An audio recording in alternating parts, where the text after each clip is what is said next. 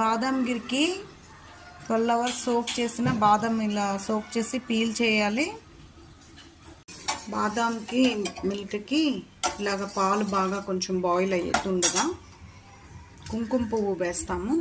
నేనైతే కుంకుమ పువ్వు వేసాను, సాఫ్రాన్ ఇది మస్ట్.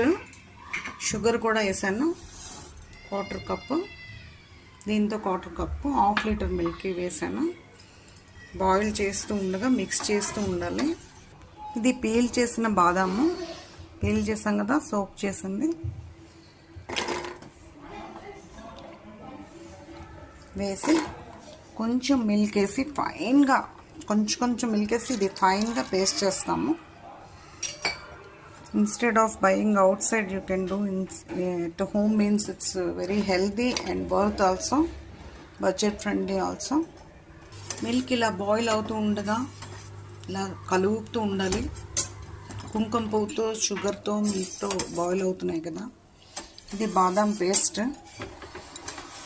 ఇలా చేశాను. ఇది 2 స్పూన్స్ కస్టర్డ్ పౌడర్ వేసాను. ఇప్పుడు ఇది మిల్క్లో కలపాలి లంప్స్ లేకుండా.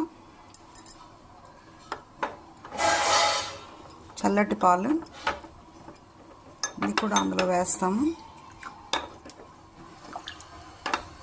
ఇలా బాయిల్ అవుతుండగా ఈ కస్టర్డ్ పౌడర్ లిక్విడ్ కూడా ఇందులో వేస్తాము. వేసి కలుపుతూ ఉంటాము.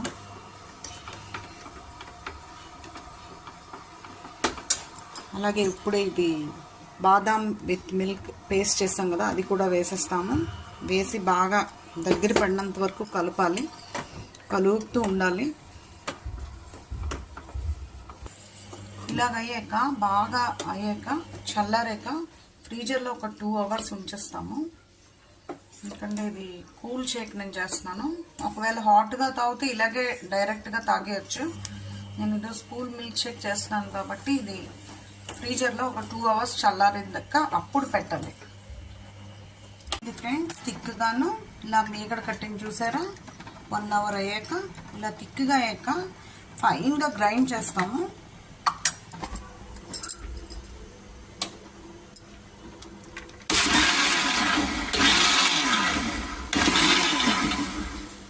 ఇలాగైన బాదం మిల్క్ని ఇలా గ్లాస్లో వేస్తాము.